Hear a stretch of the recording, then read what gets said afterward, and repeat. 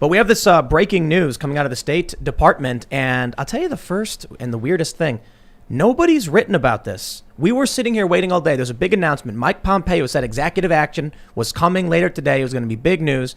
And a lot of people were wondering, would this be Trump firing off that executive order over foreign election interference, finally taking control and winning the election? And no, it's U.S. imposes sanctions on People's Republic of China actors linked to malign activities. So this has a lot to do with mass surveillance, military modernization, human rights abuses, and the South China Sea.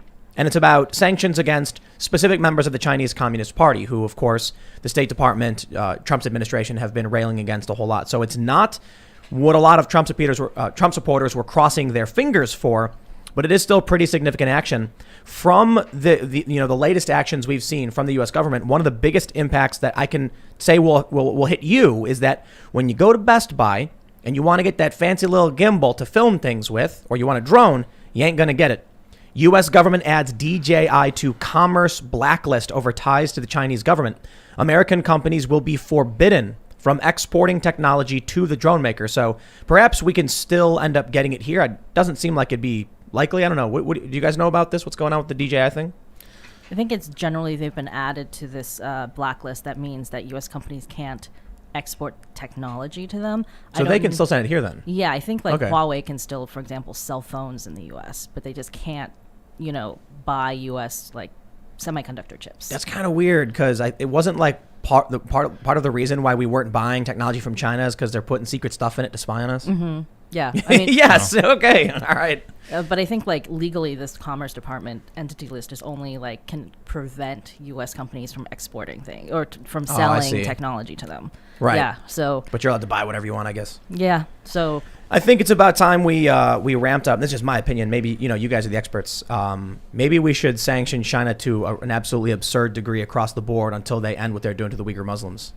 Well, you'd need to get Wall Street on board with that, and that might be pretty challenging. I got a shed full of pitchforks and torches. Yeah, you got a couple thousand people. Maybe we can occupy Wall Street. And hey, has that ever been tried before? I don't think so. Have careers ever been built on that before? Now, interestingly, it was tried. They never actually did. They never made it to Wall Street. They went to Zuccotti Park down the road. That's true. I was there the day they walked into Zuccotti Park. It was weird. Yeah, very weird. But we have what Disney did Mulan in where they have concentration camps, and then they thank education camps, right? They're not saying it was concentration. They're just trying to vocational training. Yeah. Thank Camps you. Yes. to lift them out of poverty. Isn't that what they And said? to prevent extremism. Got That's right. it. Yeah. Got Yes, it. yes. It's all for the good. Mm-hmm. Yeah. Mm-hmm. So Disney famously thanked the what was it called? The Xinjiang Public Security Bureau. Yeah. Yeah. A country that has public security bureaus and Ministry of Security. Yeah. It's just Amazing. And they kind of defended themselves by going well, we were just supposed to thank the areas that helped us, We filmed lots of places. Yeah. Some had concentration camps. Apparently. Some of the people we thanked were responsible for those concentration camps. It Shadow, happens. yeah. It's not that we're thanking them for the genocide. No. It's that we're just grateful that some of these people won't be alive anymore. Well, the official. It's a Family Guy joke, by the way. The official Chinese Communist stance is that this is vocational training centers that are a part of a poverty alleviation scheme to help train poor rural workers to learn Chinese and find employment. And they have to shave their heads and make them wear jumpsuits, right? It happened. It's just it's almost like a beautiful work of art, the way that they've managed to make all this propaganda feed into each other, because one of the biggest propaganda elements that they use in China is we've lifted millions of people out of poverty, and they'll use that as a human rights thing. They'll be whenever Human Rights Day rolls around, December 10th, they'll be our biggest human rights achievement is lifting millions of people out of poverty, even though they destroyed the economy in the first place. And then when they backed off and stopped, controlling everything and let people make money again, people lifted themselves out of poverty. But the other part of it is they kind of use that to cover up all their other human rights atrocities. So if you talk about, being out of poverty as a human right, that's That's So, it. so just we kind of made some. I guess we can call it a dark humor, crude joke, very very dark. But I did kind of rip off Family Guy in that one in my defense. But considering the actual severity of the things that China is doing, particularly in this area, shouldn't we stop American companies from investing in this kind of stuff, or from having factories, from having production in China until they stop doing this? Yeah, as I said earlier, it's an issue of like people don't think of China as like a horrible authoritarian regime that has concentration camps. They think of it because China has been very successful at a soft power push and buying off. It's called elite capture, basically buying off politicians, people in the media, Wall Street, like you said. Wall Street. So it's just an issue of like most Americans don't know. If like Americans really understood what was happening, I don't think they would tolerate Nike trying to, just shoot down a forced labor bill. I mean, that they're doing it. They are doing that, but yeah. I don't think people really know about that. No, they don't, and that's kind of scary. I've had conversations with. I have a friend from Ukraine, and when I was there during the big, 2013, 24, I think it was 2013, when they had the big protest that ultimately led to separatist movement and conflict. I was talking to a friend who was talking about how she's going to make the world a better place, very leftist kind of mentality. And I said, but do you really believe that? I mean, the computer you're using was made at the Foxconn labs in China, where people are walking off the buildings in mass suicide because of how horrific the conditions are. And she had no idea. And it actually made her cry when she was like, Wow. but I'm trying to help my people. I'm like, yeah. She was like, I'm trying to help the world be better. And I said, no. You're trying to help yourself and your community. And I'm fine with that. I can respect that. You want the people where you live to do better. But you realize the fact that you have that computer and that phone, you have people working in essentially slave labor conditions, jammed in these tiny boxes, and it's so bad they actually put up suicide nets around the building to catch people from just walking off the edge. I was like, when you give them money, you're propping that system up, and you're actually making it worse. That kind of made her, it's kind of harsh, Yeah. and she kind of had a hard realization of what was going on, Well, actually, I think to an extent, if people were focused more on building up their communities, the issue is like when China joined the World Trade Organization, like American manufacturing got gutted, lots of jobs went to China. It's insane that because of various regulations, it's cheaper to make stuff in China and sail it all the way around the world rather than having it made. You're telling me, man. Down the street. Skateboards. Really? Skateboards. The wood comes from Canada. They Uh-huh. ship it to China. They make it into a skateboard and ship it back to the U.S. Now, some of that's been changing a bit. Uh-huh. Now, some of the manufacturing is done in Mexico. But that was always the craziest thing to me. They're like, we make our boards from 100% pure rock Canadian maple. And I'm like, wow, where's your factory? In China. Mm-hmm. So you get the wood from Canada, send it to China, and then send it back? That's insane. And that is the cheaper option. Exactly. That's something. And it's because the people in China are being paid trash, and there's no, look, if you hire someone in North America, guess what? You got to pay taxes, you got to pay health care, and you got in many circumstances, and the wages are typically much higher. So these big companies have found a way to essentially extract what's left of the value of the U.S., and China has found a way. Because what essentially happens is the American workers lose their jobs and make no money. Then they eventually can't even buy the product. So the rich people extract the money from the poor people, and then the people getting paid are in China. And then eventually there's nothing left for the people in this country. Yep, it's a win-win for the super rich. That was essentially a blueprint of what Henry Kissinger, Richard Nixon, and David Rockefeller had proposed when they went to China and, quote, opened up China to the rest of the world. And that was such a significant meeting. And we still have to understand, the person who essentially blue-planned this, who made this happen, Henry Kissinger, he's still around being rewarded and seen as some great kind of diplomat. Meanwhile, when we actually see the ramifications of his actions, the consequences are severe and they don't work out in anyone's favor except for the super rich. So I don't know if you guys know a lot about the opening of China, but I think you guys probably know more than me about that. Well, gosh, that's a huge Did you topic. see that Kissinger was in the news a few weeks ago for advising Biden to basically Go reset soft. relations with China? Wow. Yeah. So the same guy who made the blueprints is now telling Biden what Well, to do. Trump fired him. He did. He purged the advisory board of the Pentagon, which included Kissinger. I was honestly shocked to hear that he had a position that he could still be fired from. I know, Like, right? That was The man And he's still advises. alive. He advises the Pope. Okay, Barack Obama's national security advisor said Susan Rice? that he no, there's a different one. I believe his name was O'Neill. Said that he takes his daily orders from Henry Kissinger when he was the acting national security advisor. Jeez. So Kissinger has a lot of influence, a lot of powers, but we see where his allegiance lies, especially with the policies that he set forward that had these huge ramifications and essentially destroyed all the manufacturing, blue-collar, middle-class jobs, and they took them and replaced them in China, where now we have all of our goods, all of our resources sent to them to be processed by sometimes slaves, sometimes the Uyghurs, sometimes by individuals who have no other option but to make your little goods, and they send them back to you so the super rich could sell you them on Amazon and Walmart. Walmart, by the way, who's investing in Wuhan. I don't know if people knew this, but Walmart is investing a huge, substantial amount of their profits to Wuhan, of all places in the world. So It's a safer investment. Think about it. In the United States, we protect the little guy to the best of our abilities. Not perfect by any means. The elites certainly extract value and can suppress and oppress, workers and unions and things like that. Not that unions are perfect at all by any stretch of the imagination.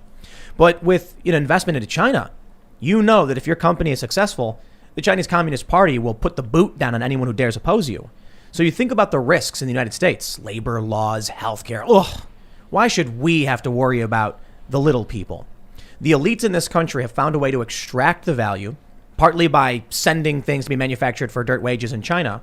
And then once they've gutted the manufacturing base of this country and everyone's saddled with ridiculous debt, and the only way people can think to get a job is to go to college, rack up massive debt, and then they can't find a job. Oh, that sounds familiar. The elites will just leave.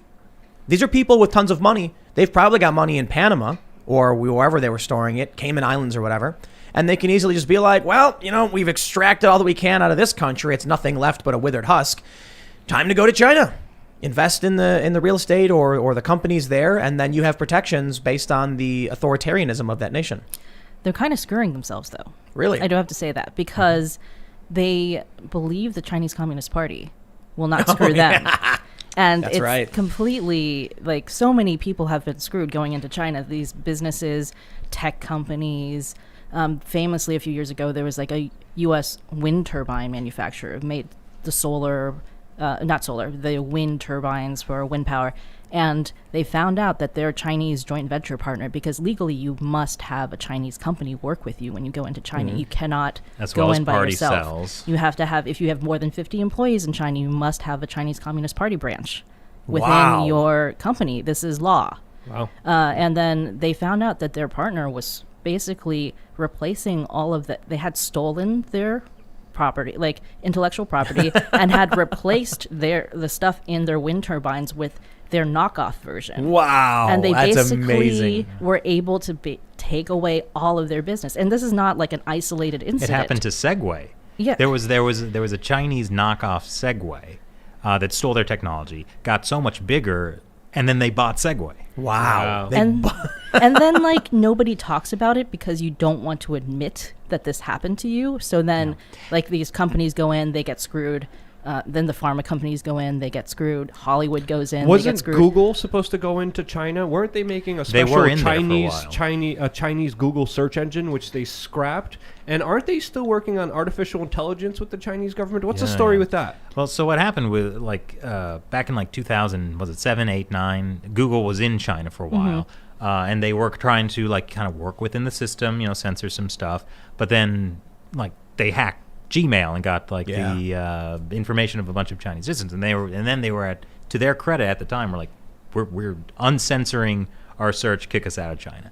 And then a few years later, they realized they removed "Don't Be Evil" from their byline, and then they started secretly working on a censored search app. That's a really weird thing to do for anyone. Even if you were planning on being evil, wouldn't you at least lie? But to be Why? like, we've once said we didn't want to be evil, but now we're kind of thinking, go either way, huh? It was an interesting. I wonder who was behind that decision. They were Well, they were like, like- what happens if we have to be evil? And then people are going to yell at us. Let's just take it away. And then when we are evil, we'll be like, well, we got rid of that thing. That's why I don't blame them for what they were doing. I do think that Google's Project Dragonfly was one example of something where people made enough of a stink about it that they could not handle the bad PR and scrapped it. Yeah, even their employees were like, "What?" Because it was secret from the employees at Google. Right. So yeah, that's a good example. So- Well, Go ahead. Well, so somebody once framed it for me pretty clearly. Like, if the Chinese Communist Party actually sent in planes and troops and tanks and took over the United States, started gutting it, the manufacturing, gutting all the technology in Silicon Valley, replaced politicians, people would freak out and it would be the biggest, bloodiest insurgency in history. Mm-hmm. But they did it quietly with money and influence. So the same things are happening. They've bought off a lot of people in Hollywood and the media, and the same things are happening. Intellectual property theft from Silicon Valley. So we have been invaded, just what they call unrestricted warfare. I'd put it this way. If China invaded the U.S., started seizing large swaths of land, started compromising our politicians and sleeping with certain California congressmen, and stripping away intellectual property rights, and basically, using our own companies against us, Censoring our movies. then what would happen is the American people, I tell you this, because the American people are lazy and complacent. They'd roll over and be like, well, I'm not going to do anything about it. We literally have Joe Biden, they say, is going to be the president on January 20th. He's going to be inaugurated. And we've already had one of his former family confidants, Tony Bobulinski, come out and say, I believe Joe Biden is compromised by China. We have 2 investigations into the Biden family from Jim Biden, Joe's brother, and Hunter Biden. And we know for a fact that Joe Biden himself flew his son on Air Force 2 to China for these private equity deals. My first question is, I don't care what you got to say about any of these investigations. Shouldn't we stop and be like, why is Joe Biden using government property to enrich his son? Why did he bring his son on this plane to negotiate this deal? That's suspect already. Father-son bonding. Yeah, or outright and overt corruption by which 80 million people will support it. So I tell you, if the Chinese were like, we're going to take over your country, you'd have 80 million people screaming and clapping and cheering for it. Well, they don't. How were they supposed to know about the Hunter Biden thing? The media That's true. actively That's censored true. that. And social media We got as well. smeared for covering that, actually. We Wow. did. Yeah.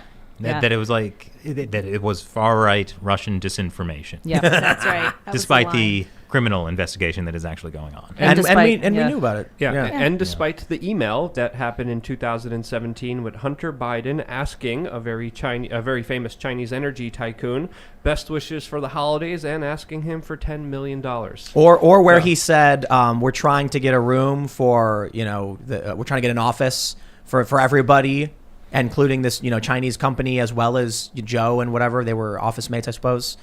So look, there's enough, I would say, circumstantial evidence to, in my opinion, warrant riots in the streets from the American people. And you said you had pitchforks here. Yeah, I have a squeegee. That's as close as I can get to something quite. on a stick to. So the pitchfork was a lie? Yes, Yeah. it was fake news. I am disillusioned by this show. I do have matches, though. Uh-huh. They're the really good ones. They're the Strike Anywhere matches. Mm-hmm. So you can hold it up and you'll look not nearly as angry. Yeah. You'll burn your fingers in 20 seconds. Yeah, Wow. it's true. I think you can't use that analogy anymore about torches and pitchforks ever since the tiki torches became the wrong kind of thing. You know what I mean? Oh, yeah. But that. thanks for checking out this clip from the Timcast IRL podcast. We do the show live Monday through Friday at 8 p.m. So come back to check us out when we go live. Don't forget to subscribe, hit the like button, hit the notification bell, and we are also available on all podcast platforms for free if you want to listen to us there. Thanks for hanging out, and we will see you all next time.